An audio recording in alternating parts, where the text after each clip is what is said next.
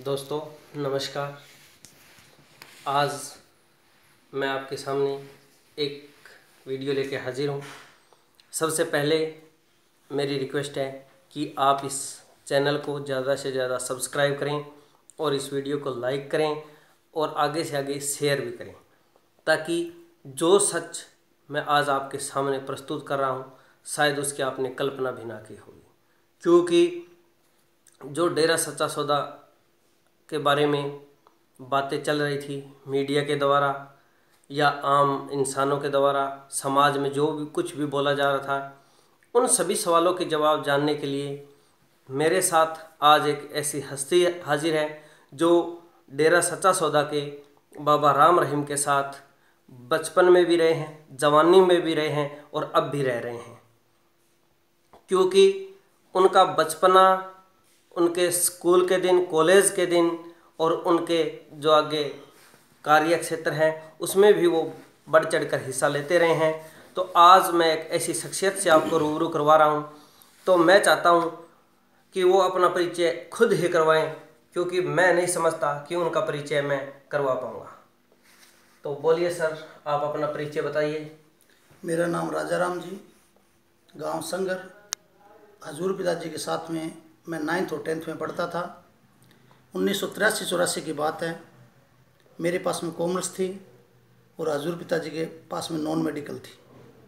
हम साथ में पढ़ते थे, साथ में खेलते थे और उनकी बारात में मैं गया था। अच्छा, यानी आप उनके साथ रहे हैं जी।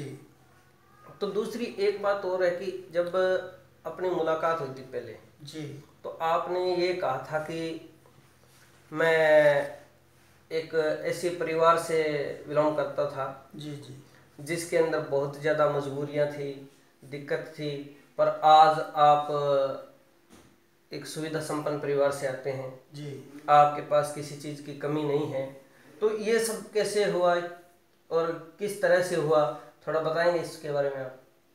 गिरधर जी, मैंने पहले सुना था ये और शास्त्रों में पढ़ा था कि कृष्ण भगवान ने इसमें कृष्ण भगवान ने सुदामा की मदद की थी। लेकिन आज मैं हकीकत में देखता हूँ, आज के ये कलयुग में कृष्ण भगवान ने वास्तव में सुदामा की बहुत ज़्यादा मदद की है। और उस कृष्ण भगवान ने सुदामा के बच्चे कॉन्वेंट स्कूल में नहीं पढ़ाए थे, लेकिन इस कृष्ण भगवान ने इस सुदामा के बच्चे आज कॉन्वेंट स्कूल में पढ़ रहे हैं। ये बहुत बड़ी बड़ी बड़ी बात है। हजूर महाराज जी ने मेरे को मकान बना के दिया, मेरे पास में गाड़ी है, ज़मीन है, सब कुछ व्यवस्था है, सिर्फ और सिर्फ सतगुरु की दया से। ठीक है, बहुत अच्छी बात है। तो दूसरा, जैसे आप लोग साथ रहे हैं जी। यानी आप बचपन में, जैसे कुछ लोग कह रहे हैं कि बचपन में ये शरारती होते थे, कुछ इनके दोस्त और भी मिले थे मेरे को, वो कहते हैं जी बहुत अच्छे खिलाड़ी होते थे, कई कहते हैं ये पढ़ाई में भी ठीक थे। तो अब आप क्या बताना चाहेंगे अपने दोस्त के बारे में?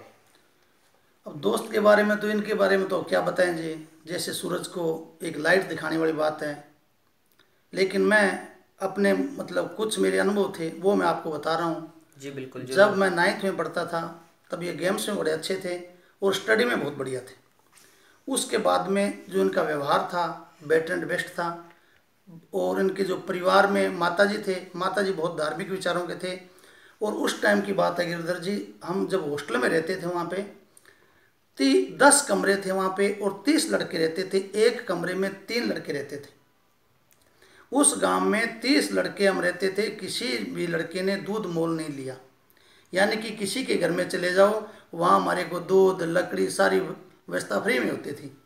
अगर किसी कारणवश और किसी के घर में दूध नहीं मिलता हो तो इनके घर में कभी चले जाओ, इनके घर में कोई दिक्कत नहीं थी। ठीक है सर, बहुत अच्छा। दूसरा मैं ये बताना चाहता हूँ कि क्या आप कभी यानी पर्सनली इनके जो पिताजी हैं, इनके माताजी हैं, इनके परिवार के और लोग हैं, उनसे मिले हो कभी? कोई बातचीत होती है कभी? हर सत्संग में आता हूँ जी मैं, महीने के लास्ट संडे को, और ज़्यादातर पिताजी से मेरी मुलाकात हो जाती है। पिछले 2 सालों से मुलाकात नहीं हो रही, मतलब भी वैसे तो मुलाकात हो जाती है लेकिन कभी बातचीत नहीं हुई थी। शाही परिवार से, माताजी से और परिवार से हर मीटिंग में हमारी बातचीत होती है। जितने भी सहपाठी आते हैं, मैं अकेला नहीं आता हूँ, कम से कम 17-18 जने आज भी जुड़े हुए हैं, पहले भी जुड़े हुए थे और पिताजी की दया से आगे भी जुड़े रहेंगे।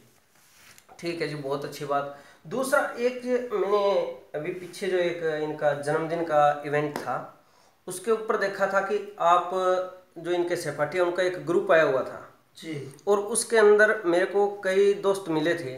तो क्या आप उन दोस्तों से जो ये घटना हुई है इसके बारे में विचार विमर्श किया है?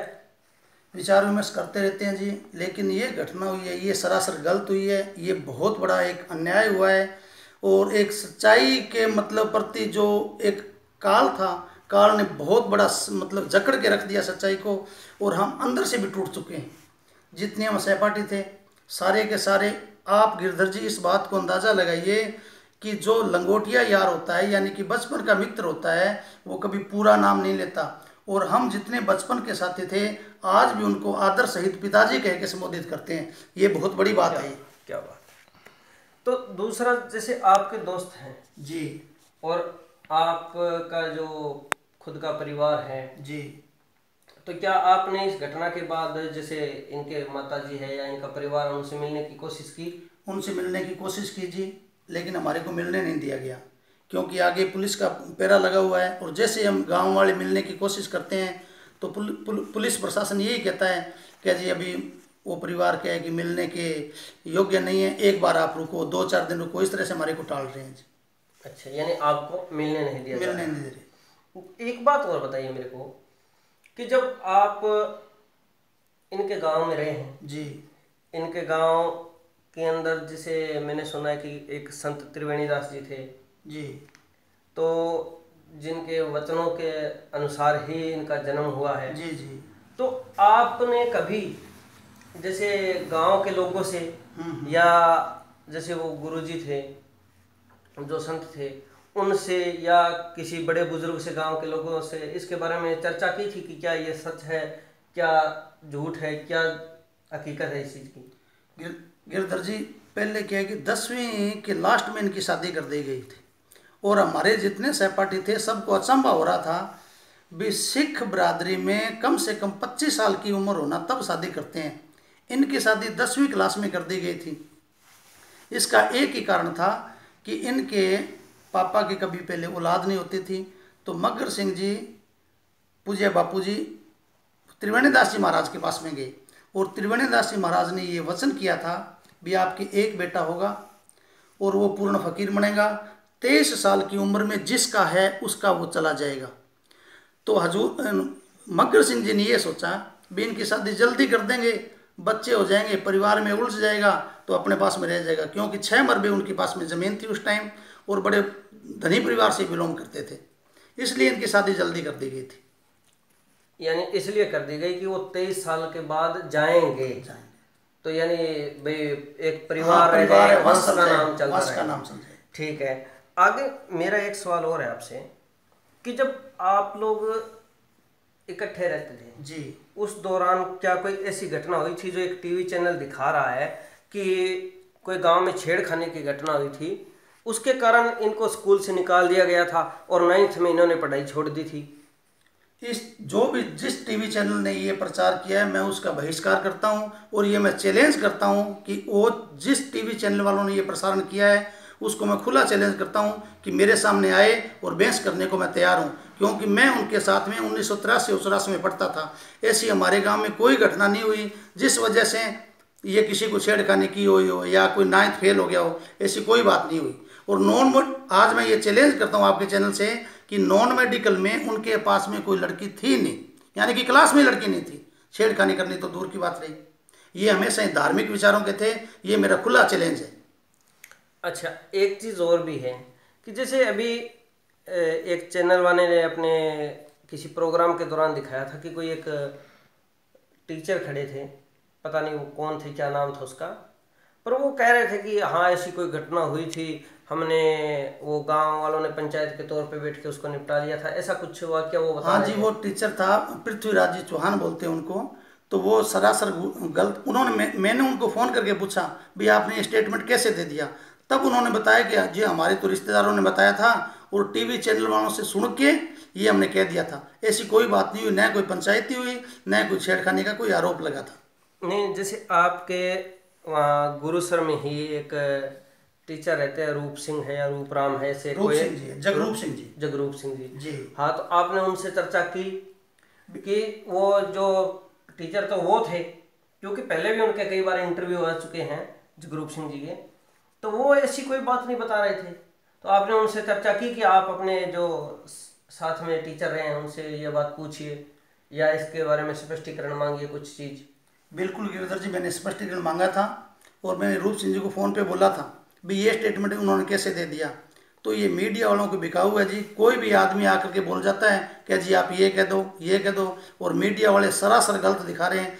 एक मैं आपको आपके चैनल से ये बताना चाहता हूँ कि मेरी बेटी पिछले 10 सालों से सात सतनाम जी गर्ल्स स्कूल सिरसा में पढ़ रही है, और अभी मैं मेरी बेटी को छोड़ के हॉस्टल में छोड़ के आ रहा हूँ, क्योंकि आज स्कूल रीओपन हो गए, दोबारा खुल गए। और मैंने हॉस्टल का एक एक चप्पा देखा है, अंदर अंदर मैंने चेक करके देखा है। ऐसा कोई भी नहीं जो कहीं गेट खुलता हो, कहीं गुफा में गेट जाता हो। तो मैं मीडिया वालों से ये कहना चाहता हूँ कि आके मेरे से बात करें, मेरा आप एड्रेस ले लो, मेरे को भी आप गेट तो दिखाओ तो सही ना, जो आप दिखा रहे हो। तो ये दुष्प्रचार मत करो आप।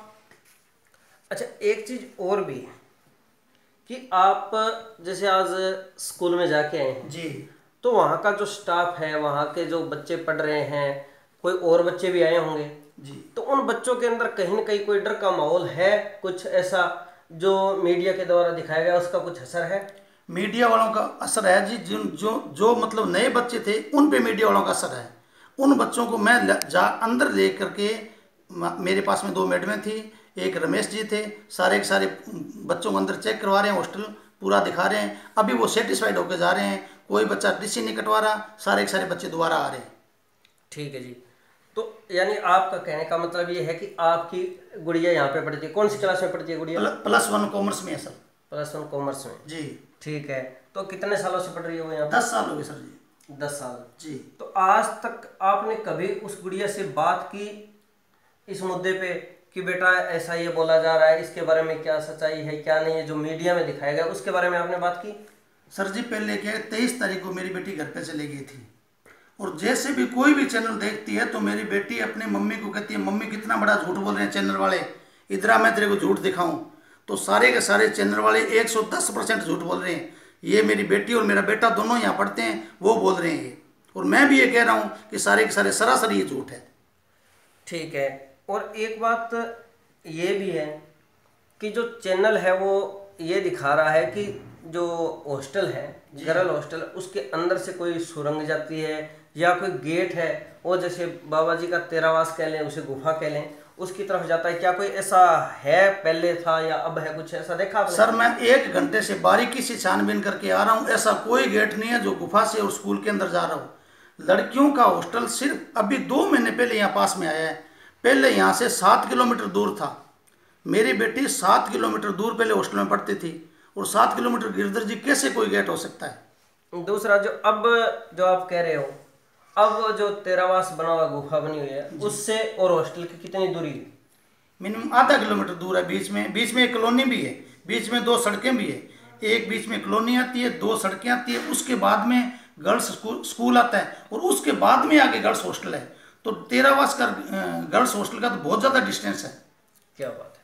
तो यानी आप मीडिया के द्वारा जो ये झूठ फैलाया जा रहा है इसका पूर्ण रूप से खंडन करते हैं? बिल्कुल 110% खंडन करता हूँ, और प्रत्येक नागरिक को यह समझाना चाहता हूँ कि मीडिया वालों पे कोई भरोसा ना करे, क्योंकि सच मैं देख के आया हूँ। और मैं ये खुला चैलेंज करता हूँ कि मीडिया वाले अगर कोई बहस करना चाहे, किसी प्रकार की कोई बहस करना चाहे, तो मैं तैयार हूँ बहस करने के लिए।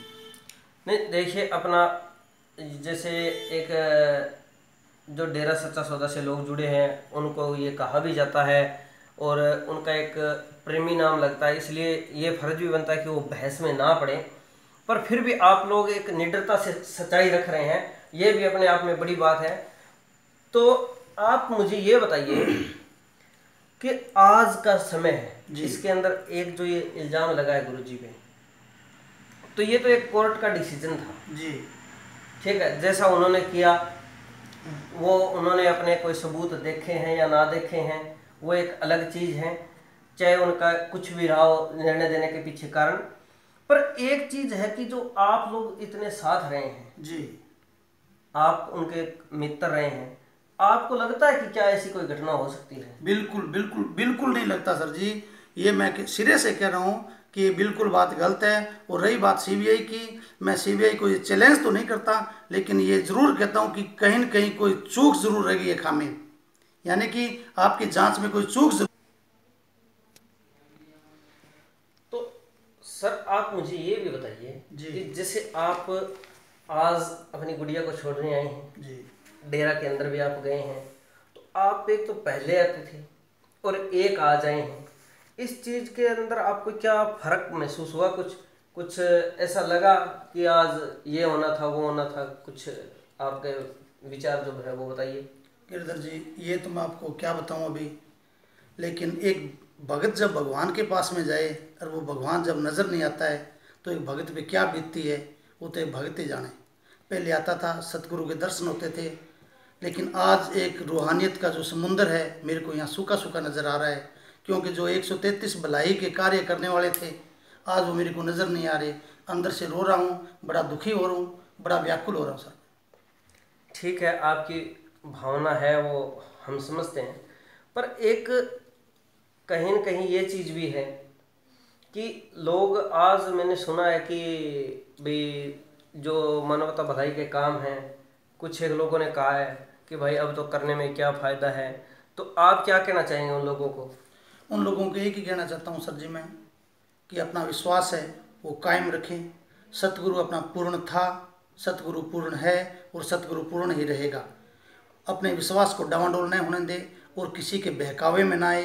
पूरी साध संगत से मेरी हाथ जोड़ के ये निवेदन है कि अपना विश्वास कायम रखें, सतगुरु के 3 वचनों पे कायम रहें और उनका भलाई के कार्य वो करते रहें।